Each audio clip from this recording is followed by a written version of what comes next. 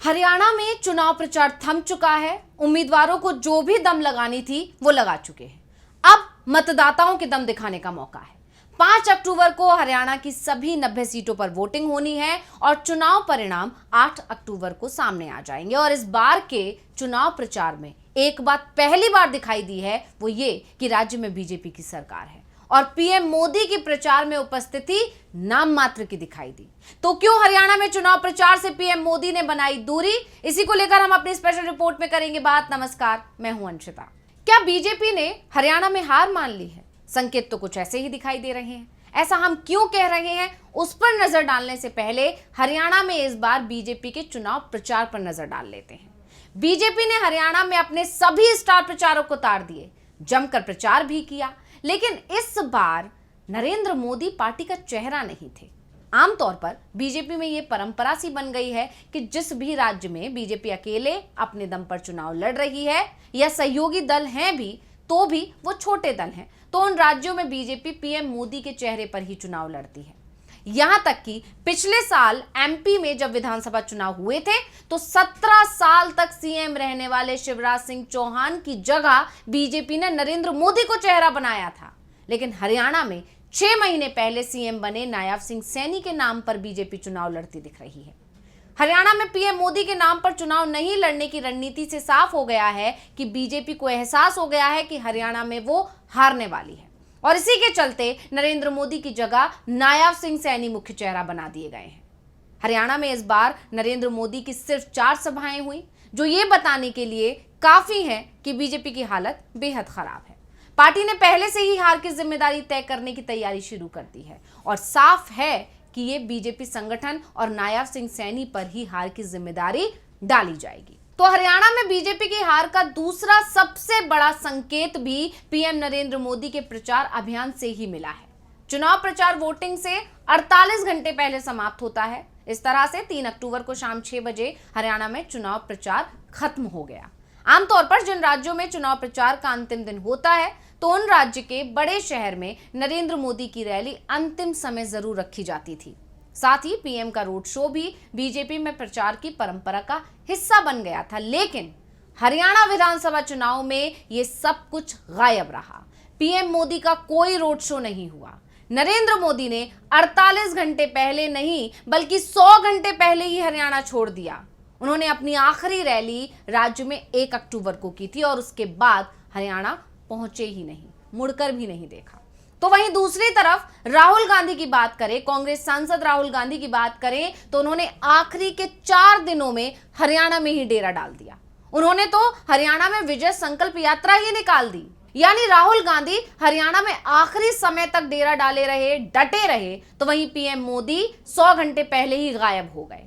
और अब अगर 2019 के हरियाणा विधानसभा चुनाव से ही तुलना कर ली जाए तो 2019 में बीजेपी ने हरियाणा में नारा दिया था, अब की बार 75 पार, यानी 90 में से 75 से ज्यादा सीटें जीतने का दम बीजेपी भर रही थी। 2019 में बीजेपी को जीत दिखाई भी दे रही थी और इस जीत का क्रेडिट लेने के लिए पीएम मोदी पहले से ही तैयार थे। 7 रैलियां की थी, रोड शो निकाला था, राज्य में पूरी ताकत लगा दी थी। हाँ, वो बात अलग है कि 2019 में भी बीजेपी बहुमत हासिल नहीं कर पाई थी, 40 सीटों पर सिमट गई थी और जिम्मेदारी मनोहर लाल खट्टर पर डाल दी गई थी कि इनकी वजह से सीट्स कम आई हैं। लेकिन इतना जरूर पता था बीजेपी को कि भले ही बहुमत ना हासिल कर पाए, लेकिन सबसे बड़ी पार्टी बनकर तो आ ही जाएगी। तो 2019 में बीजेपी की स्थिति मजबूत थी। 2019 में जब लोकसभा चुनाव हुए थे तो बीजेपी को सभी 10 सीटों पर जीत मिली थी। कांग्रेस के सबसे बड़े दिग्गज नेता भूपेंद्र सिंह हुड्डा तक चुनाव हार गए थे।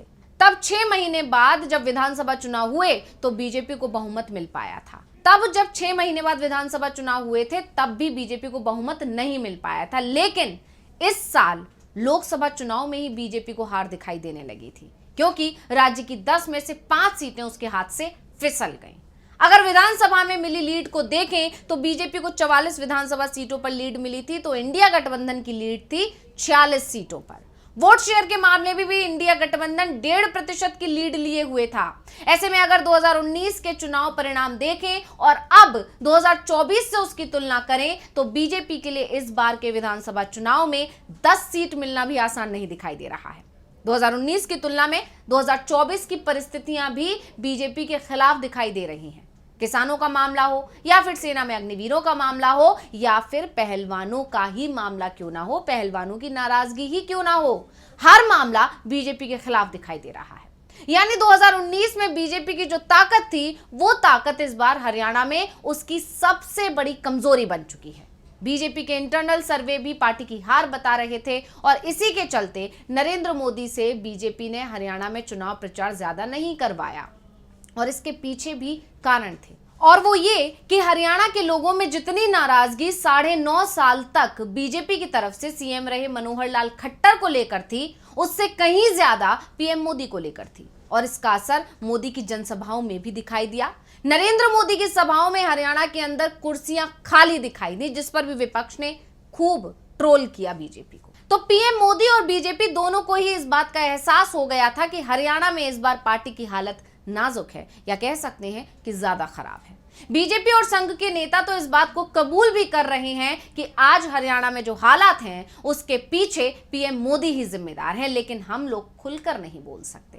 संघ की तरफ से तो साफ साफ इस बात के संकेत हैं कि हार हुई तो ये नरेंद्र मोदी की ही हार मानी जाएगी, क्योंकि संघ की तरफ से 2 साल से लगातार कहा जा रहा था कि खट्टर जितने दिन सीएम रहेंगे बीजेपी को उतना ही बड़ा नुकसान पहुंचाएंगे। संघ सीएम बदलने के संदेश बीजेपी हाईकमान को दे रहा था, लेकिन बीजेपी पीएम मोदी के दोस्त खट्टर पर एक्शन लेने को तैयार नहीं हो रही थी। वो तो लोकसभा चुनाव आ गया और बीजेपी की इंटरनल रिपोर्ट में साफ हुआ कि अगर खट्टर को हटाया नहीं तो बीजेपी का हरियाणा में खाता ही नहीं खुलेगा, पार्टी शून्य पर सिमट जाएगी। उसके बाद जाकर खट्टर को हटाने का फैसला हुआ और नायब सैनी को लेकर आया गया, लेकिन सैनी भी असफल साबित हुए हैं। उसकी एक बड़ी वजह यह भी है कि सैनी खुद खट्टर खेमे से ही आते हैं, खट्टर समर्थक ही थे, इसलिए लंबे समय तक वो खट्टर के प्रभाव से ही बाहर नहीं निकल पाए और जब निकले तब तक चुनाव सिर पर आ चुके थे। लेकिन अब बीजेपी ने हार का ठीकरा फोड़ने के लिए सैनी की तलाश कर ली है। यानी इस तरह की जो तस्वीरें निकल कर आ रही हैं उससे साफ है कि बीजेपी मानकर चल रही है कि हरियाणा में वो चुनाव हार रही है और यही वजह है कि बीजेपी ने पीएम मोदी को पीछे रखा है, या ये भी कह सकते हैं कि पीएम मोदी खुद ही पीछे हो गए हैं, क्योंकि इससे उनकी छवि पर कहीं डेंट ना लग जाए। अगर पीएम मोदी स्टार प्रचारक के तौर पर रहते या ये चुनाव पीएम मोदी के चेहरे पर लड़ा जाता और बीजेपी जो है चुनाव हार जाती तो इसका पूरा इसका असर पीएम मोदी की छवि पर पड़ता। इसीलिए पीएम मोदी ने खुद को पीछे रखकर नायब सिंह सैनी को आगे कर दिया है। ऐसे में अगर बीजेपी हार जाती है तो इसकी जिम्मेदारी नायब सिंह सैनी की होगी या फिर दूसरे नंबर पर खट्टर को ही इसका जिम्मेदार माना जाएगा। यानी बीजेपी आलाकमान ने पूरी रणनीति तैयार कर ली है। अब यहां सबसे बड़ा अंतर जो देखने को मिल रहा है वो ये कि अभी तक तो बीजेपी जीत के लिए रणनीति बनाने में लगी रहती थी, लेकिन इस बार हरियाणा चुनाव में वो हार के बाद क्या करना है इसकी रणनीति बनाने में लगी हुई है। वहीं दूसरी तरफ कांग्रेस का उत्साह देखते नहीं बन रहा है। राहुल गांधी लगातार हरियाणा में चुनाव प्रचार करते नजर आए। आखिरी दिन भी राहुल गांधी ने जबरदस्त हुंकार भरी और बीजेपी पर जबरदस्त हमला बोला।